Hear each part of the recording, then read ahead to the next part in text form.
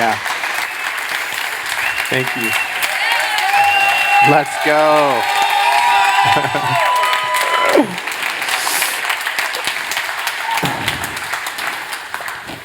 Wayne, that was incredible.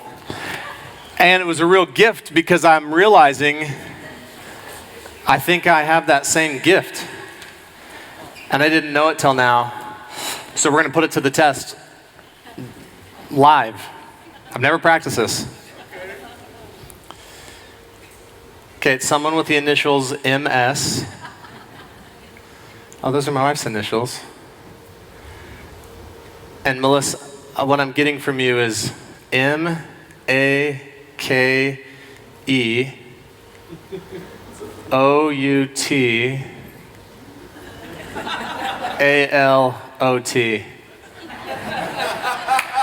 Did I get it right, Melissa?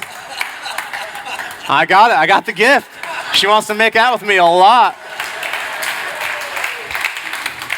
Okay, let me try two more since I'm on a roll. I'm sensing there's some really powerful leaders in this room. Am I right or am I right? Okay, 2 for 2. And I'm sensing that I'm about to take all of y'all to Possibility Church and set you free. Okay. Don't worry, Wayne, your career is safe. It's my first and only attempt. So, one of the things that's really interesting about freedom is often declared before it is won. Freedom is often declared and then it is won. So you declare your freedom, and then you go out and you win and you fight for your freedom.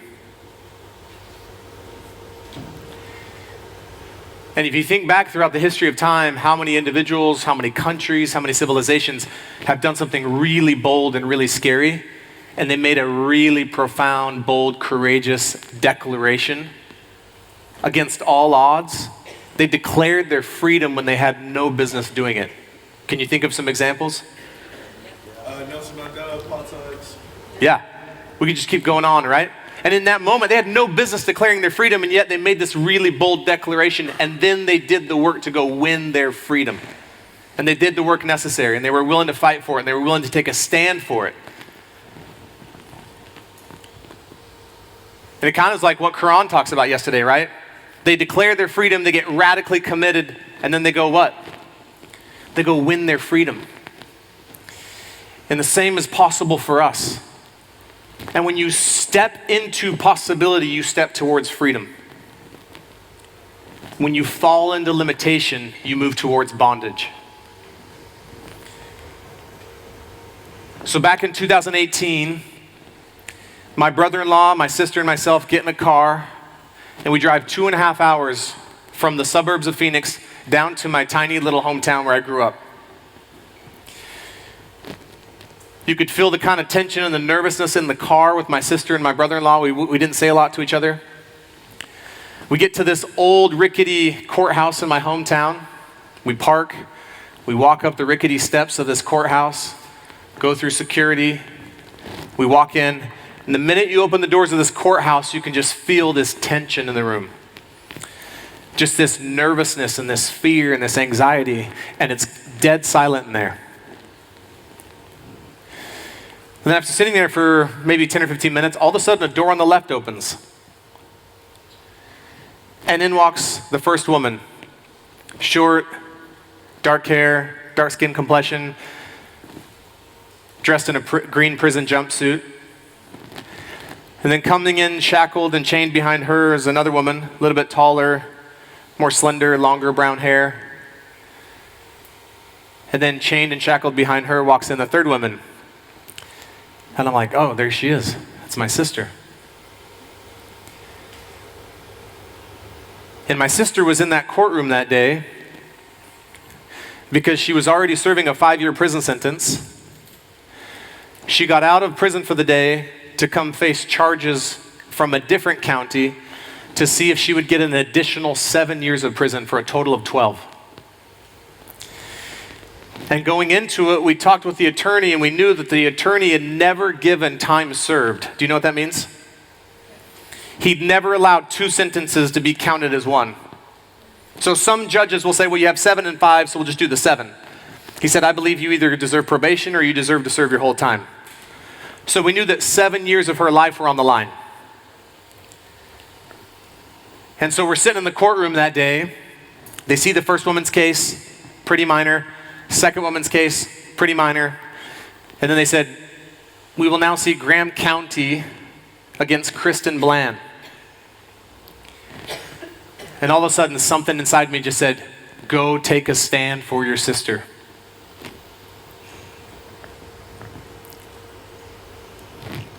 And I really felt like our family could really use a win in that moment. It's kind of like Sanyika said, I think for me it was a little bit like enough. Just a few months prior to that, my oldest brother had taken his life. A few months prior to that, my nephew had died from addiction. A couple years before that, I'd lost a brother-in-law to addiction. And several years before that, I lost my only other brother to addiction. So I'm sitting here in this courtroom and I'm thinking, we cannot lose another family member.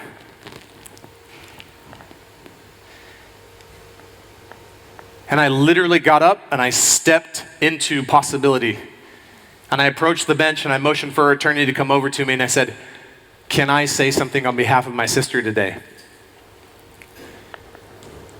And her attorney actually acted a little bit frustrated with me, maybe rightfully so. And she just said, I don't know, probably not, I'll ask the judge. She goes up and never comes back, so I figure, not gonna happen. And then a few minutes in, the judge says, I understand that Kristen has a brother in the courtroom today. Is he here? And I raised my hand. He said, come up and take the stand. And as I'm walking up to take the stand, I think this is my opportunity to take a stand for my sister, for her freedom, and for our family. And I shared with the judge, I said, look, I believe that she deserves to serve this 5-year prison sentence. I really do. I think she should, pay for the consequences. I said, however, I don't think that her spending an additional 7 years is what's best for her, what's best for others. I've talked with my sister. She has a massive calling and a massive purpose to go out and help other families and with the struggles that she's had. And I feel like her life would be better served outside of prison than spending 7 more years in prison. And the judge thanked me for what I said, and I sat down. And then my sister got up because the judge asked her, is there anything you'd like to say? And she got up and shared one of the most powerful speeches I've ever heard in my life, and she declared her freedom. It was the first time I'd seen her take a stand for her. Up to that point in time, my sister's self-worth was at an absolute zero. Her sense of mattering, sense of belonging, sense of being enough. And she took a stand for herself. She took a stand for her freedom. She stepped into possibility. And the judge said, well, this isn't what I was expecting. I'd like to call a recess and go and think about this. So he goes in for a few minutes, comes out, and he says, well, I've made my decision, and it's a decision that many of you in the courtroom today are not going to agree with. Which we're thinking, well, what does that mean? And he said, I believe you and I believe what your brother said, and I feel called to grant you a level of mercy. And I hope you keep your promise, and I hope after your 5 years of prison, I hope you do what you said you're going to do, and I hope you go help others. I hope you take a stand for others. Just a few months ago, my sister was released from prison, and she's creating more good and more impact and preaching the gospel of possibility, maybe more than me. And she's kept her promise.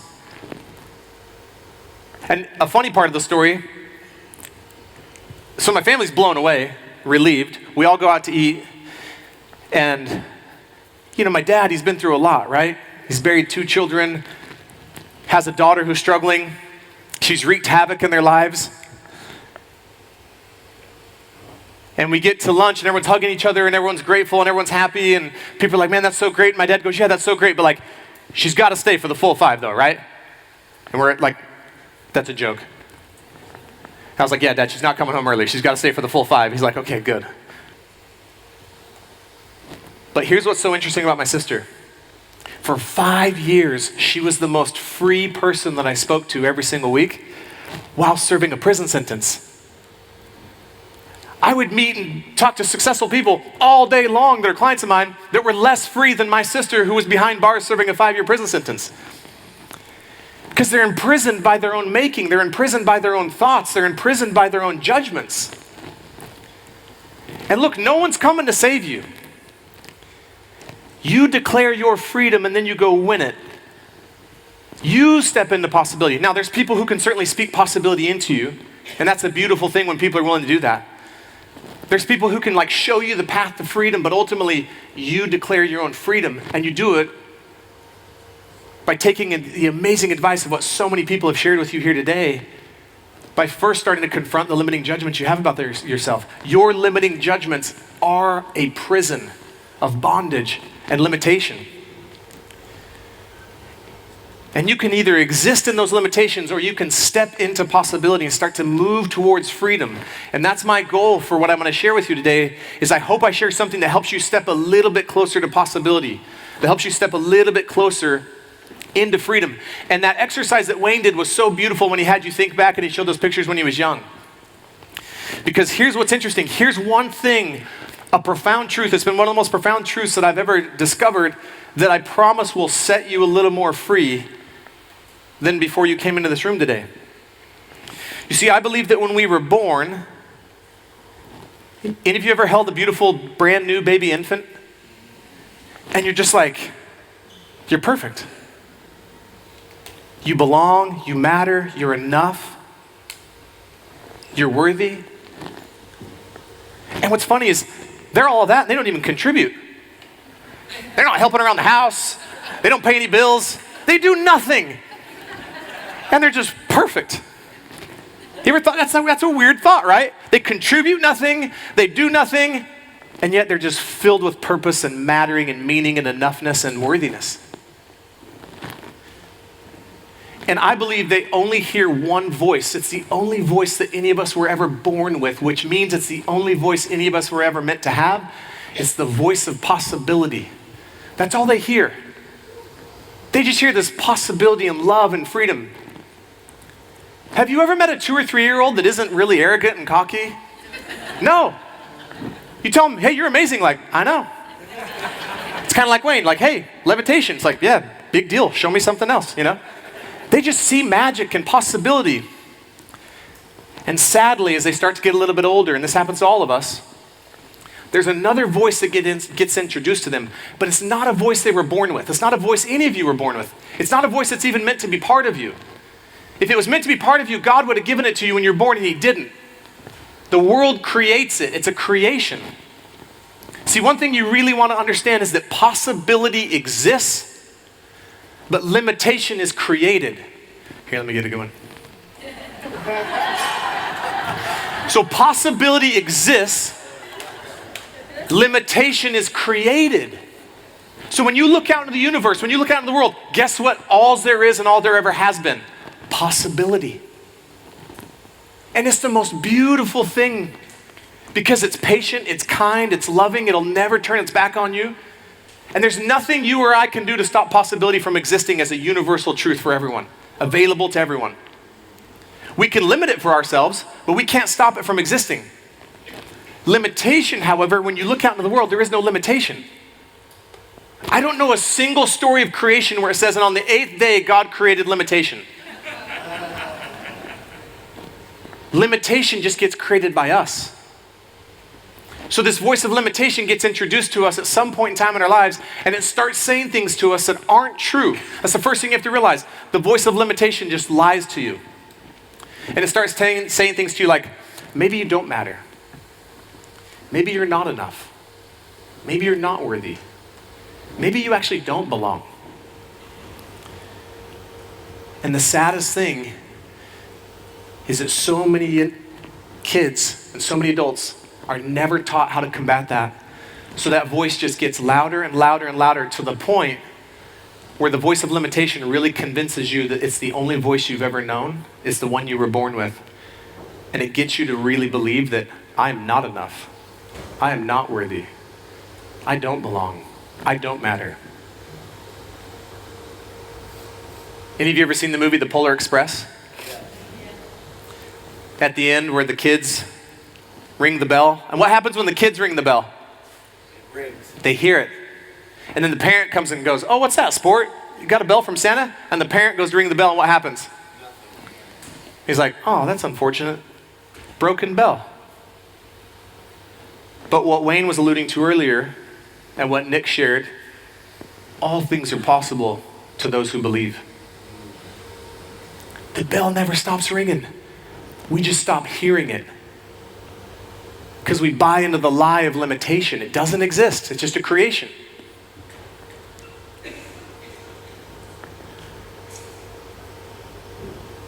And the most beautiful thing is you can do something about it. You can actually choose to stop listening to the voice of limitation and start speaking to yourself through the voice of possibility. You can fire the voice back up again. And you can start to tell yourself the things you want to actually believe about yourself. The truths of who you really are.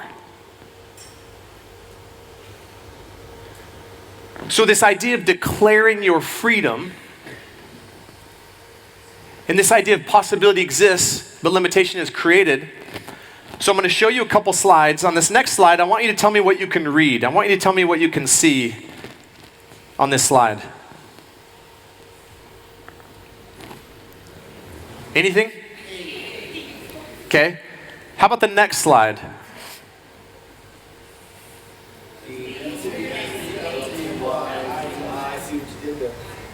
How about the next slide?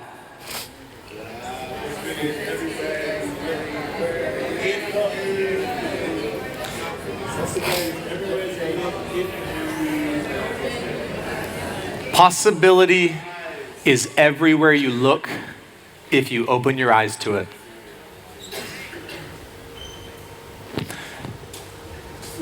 So most people don't know this, we don't share this often, but the actual font in our company that we use is optician font. Because possibility is out there. You just have to have eyes to see it. And if you're looking for it, you'll tap into it. And you can't create possibility. It already exists. You can just tap into it. But you can't tap into limitation because it doesn't exist. You just create it. And there's been so many beautiful stories. Caroline, the river dancer. What did she do when she said, I'm going to do this? I'm going to do something that's never been done before. Even though there's all kinds of limitation around the way it should be and the way it's supposed to be, she stepped into possibility and created a freedom for her and a freedom for an entire industry and the amount of people that have been impacted by that. What did Karan do when his buddy's like, I'm going to run 7 marathons in 7 continents in 7 days, and Karan goes, I'm going to do that too. In that declaration, he steps into possibility. And it's been really humbling actually on this trip. So my wife and I and our 5 children came out a week early and we toured around through France a little bit. And as part of being in France, we were able to go see a lot of World War I and World War II museums. We were actually able to visit Normandy, Omaha Beach. And I think the sobering thing for us in particular is my wife and I kept looking at Tate and Tanner, our 17 and 15-year-old sons, realizing that there was a lot of 17-year-old boys that went to war. And just thinking about those two on that beach and thinking about the cause of freedom and what it really means to be free. And look, this fight for freedom has been going on since the beginning of time in one way or another. And there's people who will fight to try and keep you in limitation, and then there's people who have to fight to defend their freedom and their possibilities. And trust me, you really want to be free. You want to declare your freedom, and you want to fight for your freedom, because as you are set free, you set others free. Anyone familiar and love the Marianne Williamson quote? Yeah, it is not our light, it is our light, not our darkness, that most frightens us. We ask ourselves, who am I to be? Right? It's actually, who are you not to be? Like, your playing small doesn't serve the world. There's nothing enlightened about shrinking so other people won't feel insecure around you. You're a child of God, and as such, you were born to make manifest the glory to God that's within you. And as you let your light shine, you unconsciously give people permission to do the same. As you're liberated from your own fears, your presence automatically liberates others. So every time you step towards possibility, and every time you step towards the truth, every time you step towards your declarations, and you declare freedom for yourself, guess who else you're declaring freedom for? The world. You can't step into possibility and not expand it for everyone. You can't step towards freedom and not set more people free. You know why I'm committed to I have 3 names for my document. One is my document. The second one is my manifesto of freedom. It's my personal declaration of independence. And it's my proclamation of possibilities. I don't look at this thing like some cheap, words that I wrote down on paper that are filled with affirmations that I could have Googled. It's like my personal declaration. Like, I'm declaring on this my freedom. And anyone who wants to follow me is going to be set free too. Listen, how many of you have a document that don't have it memorized? Okay, thank you for being honest with me. Get it memorized. Do I have permission to challenge you a little bit? Yes. What the hell are you doing with a Declaration of Independence that you don't have memorized, that I couldn't pull you up on the stage right now and you couldn't share it with me from your heart and soul? It's like having a gym at your house that you go sit in once a week thinking you're going to get in shape. It's your ticket to freedom. It's where all possibility lives for you. But it's not just where all possibility lives for you, it's where all possibility lives for who? Start naming them. Who? My wife, my children, my church, my parents, my team. City, country, world. Because you're robbing you, but you're robbing the world, your community, your family, your significant other by your lack of freedom. So when you declare your freedom, you declare it for everyone. When you step into possibility, you step into it for everyone. So when I say things in my document, when I say things in my manifesto of freedom, when I say things in my possibility proclamation, like, I am that I am, it's like, and so are you. When I say I am the most relevant, relatable, and recognizable voice on the planet, so are you. When I say I'm unconditional love, so are my children, so is my wife. Do you guys get this? And one of the most beautiful gifts of my life has been the opportunity to coach with Steve and have him help me with this process. And a lot of times lovingly slap the crap out of me because I needed it to wake me up to step into more possibility. And he's like, dude, don't treat that thing lightly. Get it in you. You know, I had this made. It says RRR. Because I am the most relevant, relatable, recognizable voice on the planet. And my boys were actually pretty impressed. They're like, dang, Dad, that's pretty drippy. I thought you were just going to do something like casual. And look, when I say I'm the most relevant, relatable, recognizable voice on the planet, how many of you believe in universal consciousness? How many believe that we're all one? Yeah, it's like Dominic talked about yesterday. When you get that, it's like, this isn't about me. This is about you. It's about all of us. And it's not like I, Chris Smith, it's just like, I know that I'm the messenger of a message that's meant to be way bigger than me. I'm meant to proclaim the gospel of possibility on this planet. Because I believe that if my 2 brothers and my nephew and my brother-in-law could have had more possibility spoken to them, I think they'd still be here. And they're not. And I can't save them, but I'm going to save as many people as I can. And the way I'm going to save them, I can't save them. I'm going to teach them to save themselves. I'm going to teach them to fight for their freedom by having the courage to confront these judgments, these stories that aren't true, but we live our lives like they are. So here's a question that I have for you. How many of you are in agreement with me that when you were born as a newborn baby infant, you were perfect? How many? Keep your hands up. How many of you would also agree that you were enough? You mattered, you belonged, and you were worthy? So the question I have, what changed from then until now?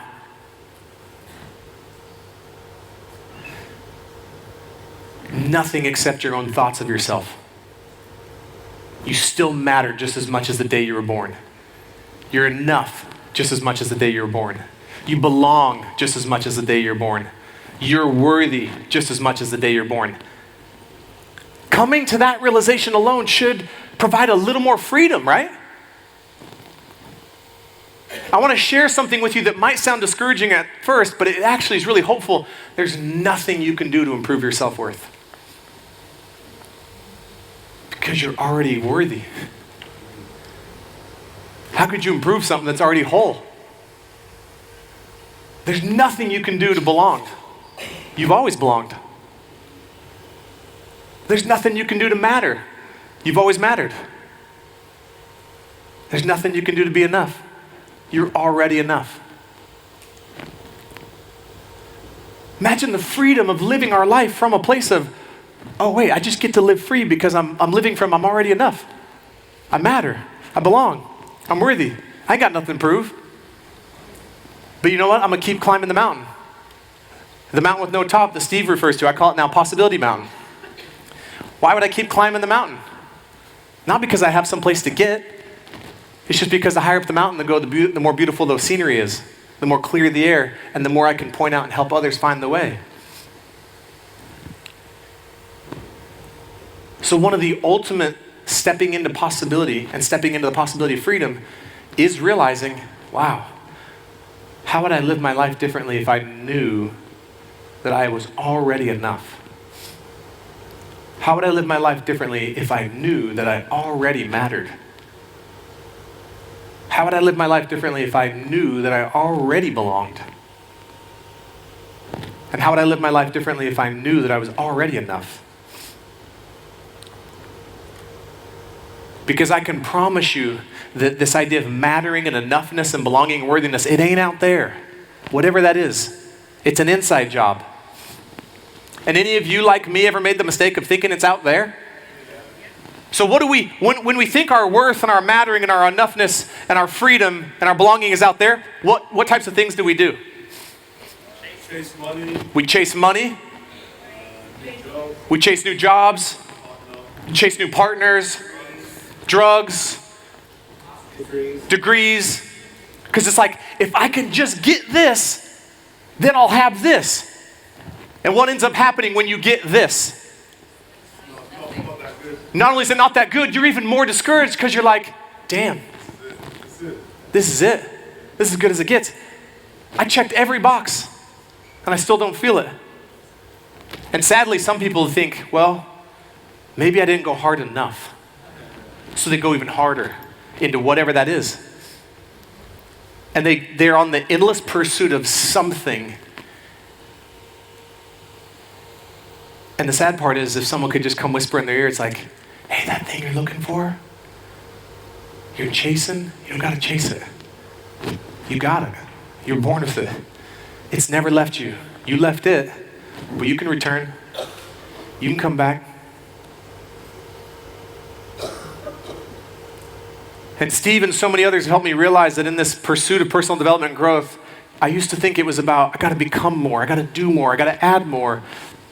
And I'm now really starting to believe, no, I just got to return to who God created me to be. I just got to remember who I am, like Sanika talked about. I've just got to return to who I've already always been. And yet still from that place, yeah, I want to make a difference. And I'm not going to be shy about it. I'm going to be bold about it. And so one of the things that this brings up is this idea of what I started with, which is freedom is often declared before it is won. So how do you declare your freedom? How do you start to make this declaration? And you've heard this from a lot of people, a lot of amazing talks, that language is the fundamental element of creation. There's never been anything created in the world without the use of language. And every time you speak, it creates. And here's what's interesting. Every time you speak, it either expands the possibility that already exists in the universe for you and everyone else, or every time you speak, it creates a limitation that the world doesn't need any more of. Because when you create limitation, you don't just create it for you, you create it for everyone else. Just like freedom and possibilities for everyone else. So can we do a really simple, practical exercise that has been one of the most profound things I've ever done? Yes. Because we're up here and I kind of want to bring us down here. How much time do I have left? 10 minutes? Okay, thank you. I want everyone to write down on a piece of paper on your phone as many things as you can think about that you don't want. Just go crazy with it.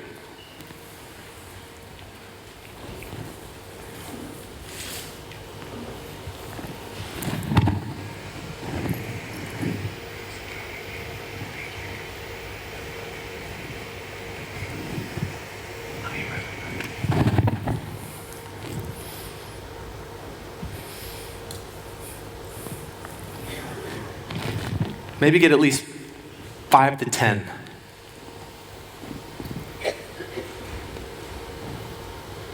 Okay.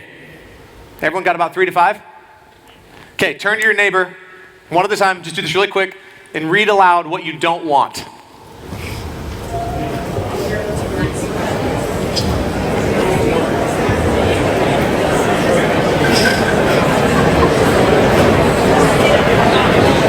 Okay, if you haven't switch partners real quick. Next person, what you don't want.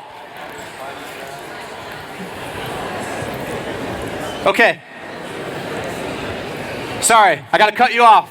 Thank you for participating.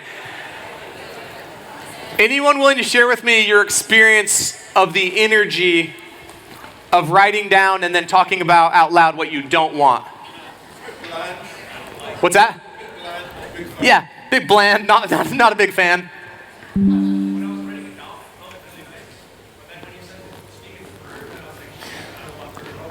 Yeah. Okay. Great. Okay.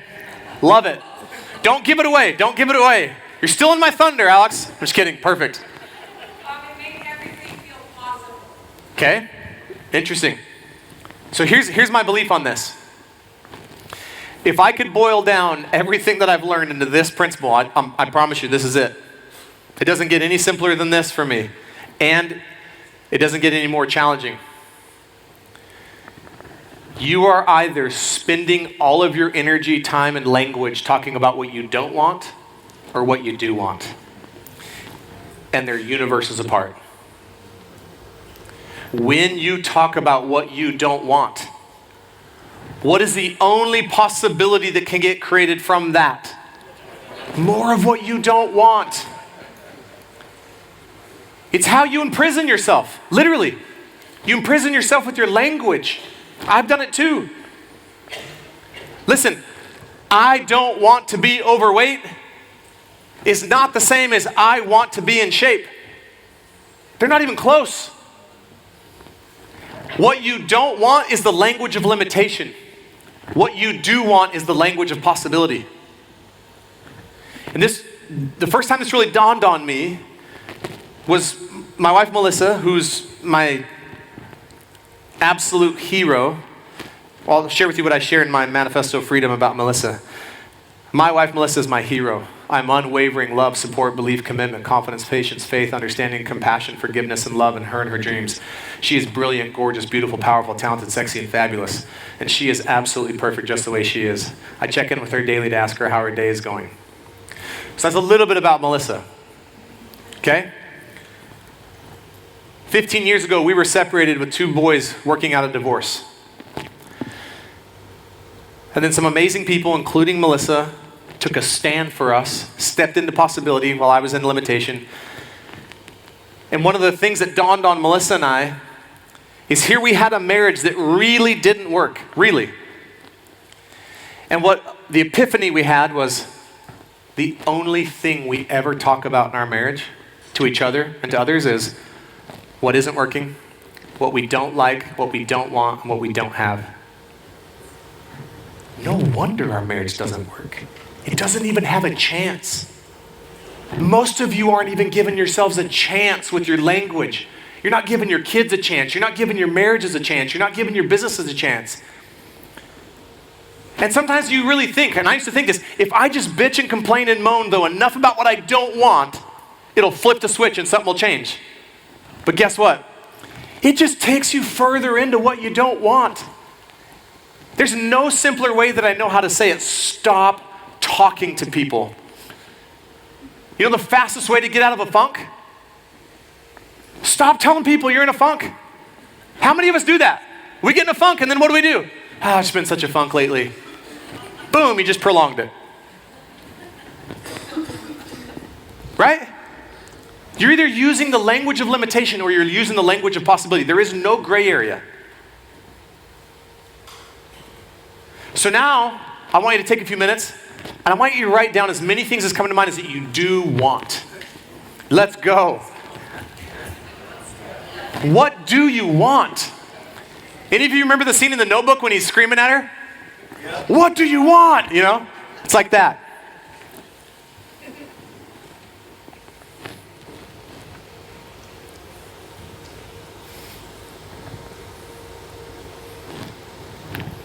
Okay, now this one should be fun and feel good. Now, earlier I said, tell each other what you don't want. Now I want you to declare to each other. Declare to each other what you do want. Go ahead. What do you want?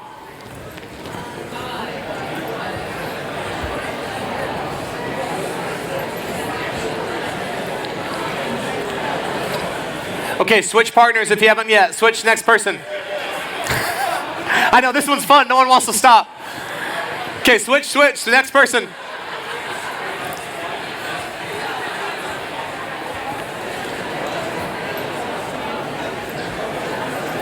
Time. Okay. You can't stop the possibility. You can't stop the possibility. The possibility train is rolling in Birmingham right now. Talking about what we want. Creating freedom. Okay. Who wants to share? What was your experience of that like? Eric? Absolutely phenomenal. And I have the 12 memorized. Yeah. Amazing. Okay, what else? What was your experience of that like? Chris? And Todd? Beautiful. I mean, just felt like it was already happening. Yeah, I love that. That's the energy I got to see Fred, the engagement of things I want. The energy that came was, I already had, I want more. It's amazing. Beautiful.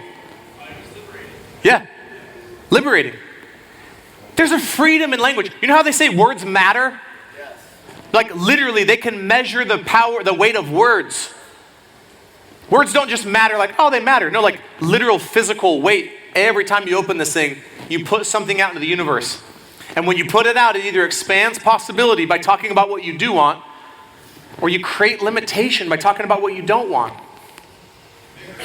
Invigorating. Love that.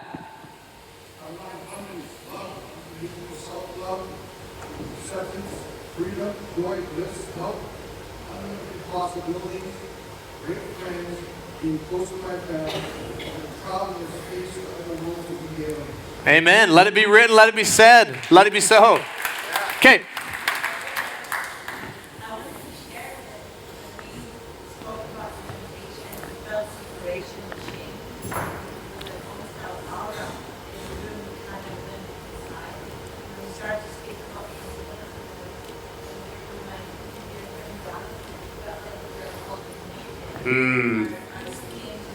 Yeah. Because listen, when you speak limitation, of course there's separation because it's not something that was ever meant to be. When you speak possibility, we're just tapping into something that's already has us all wound. Like the DNA of possibility runs through all of your veins. Like that's all you were created from. I mean, I don't know, I believe, I'm pretty sure I'm right, that we're all created from possibility, magic, and maybe a little bit of stardust sprinkled in, you know? So it's like, when you go to limitation, here's what the voice of limitation does. It competes, it compares, and it separates. When you're in, I don't want this, you're competing with others. When you're like, I don't want this, you're comparing yourself to others. When you're like, I don't want this, you separate from you, your truth, and you separate from God. Whereas the voice of possibility, it accepts, it loves, and it expands. So like, I'm just really committed for the rest of my life to catch myself as often as I can. I will not waste a breath talking about what I don't want, because nothing can come from it except what I don't want. And if I do, I give all of you permission to challenge me. Any of you ever, like in an organization, any of you ever have in an organization, team members or employees will come to you and kind of complain a lot about what they don't want, what isn't working? I'm going to teach you something really profound. You listen to them for a little bit and you go, thank you for sharing that with me. Well, what do you want? Children, significant others, thank you for sharing that with me. What do you want to create? Thank you for sharing that with me. Well, what is working? Thank you for sharing with me. What could work? You literally can shift people into possibility and freedom by just getting them to refocus. Because look, I don't know why we're hardwired this way, but our DNA, like our hardwiring is to actually look for what isn't working, what we don't want, what we don't like, what we don't have. Because the brain's just trying to do its job to keep us safe, right? So if you don't take control of your mind, it's going to take control of you. I promise you do not want to just let this thing wander and do its thing. It'll always drift to limitation. It'll just play that old tape, that old voice, and you think it's you, but it's not you. Two last things I'd like to share with you. One, any of you ever heard Steve talk about what creates extraordinary results?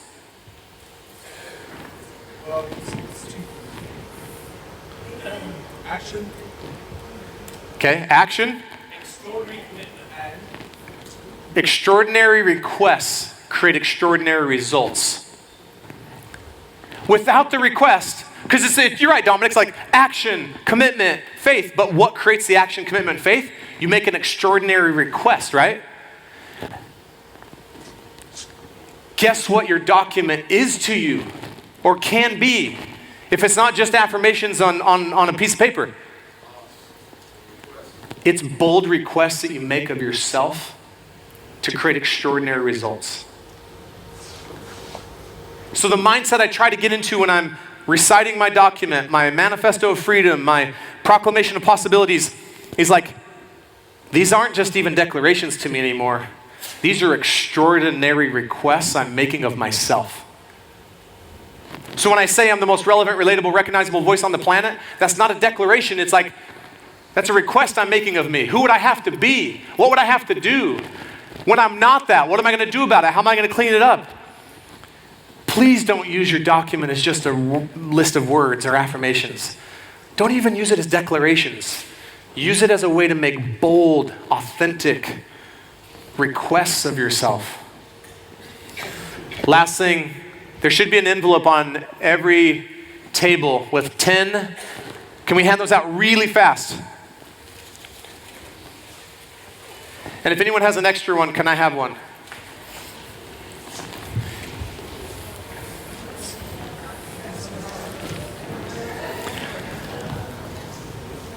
This came to me one time sitting on an airplane, and it came through me. And I just wrote it in one sitting. You're the second group of people on planet Earth that, if you so choose to, will sign the Manifesto of Possibility. And I have a vision of millions of people signing the Manifesto of Possibility as part of how they're going to declare their freedom, and I want to read it to you. I love you. Possibility exists. Limitation is created. Possibility exists in who I'm being.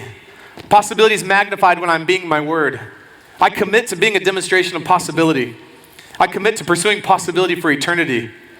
I know that possibility is another word for leadership. I am a leader of possibility. As such, I will spend my days helping others see the possibility that exists for them. I will be 100% responsible 100% of the time. I will challenge people more than they have ever been challenged, while supporting them more than they have ever felt supported. I will speak possibility into others. I recognize that all things are possible to the one who believes. Therefore, I declare my commitment to believe. I believe in possibility. I believe the greatest possibility is found in serving others. I believe the possibility that I can become who I want to become. I believe the possibility that the best is yet to come. I believe possibility is a mountain with no top. I believe in the possibility of freedom that can be created for myself and others through love without judgment. I believe in the possibility of love. I refuse to live in limitation while possibility exists. I will continue to make my current ceiling my next floor. I will spend my time focusing on and speaking about what is working in my life, what I like about my life, and what I want in my life. I refuse to waste any time focusing on and speaking about what isn't working in my life, what I don't like about my life, and what I don't want in my life. I recognize that gossiping, worrying, and complaining are the biggest wasters of time. I will instead bless others, be present, and create. I acknowledge that my past doesn't define who I am, but has shaped who I am.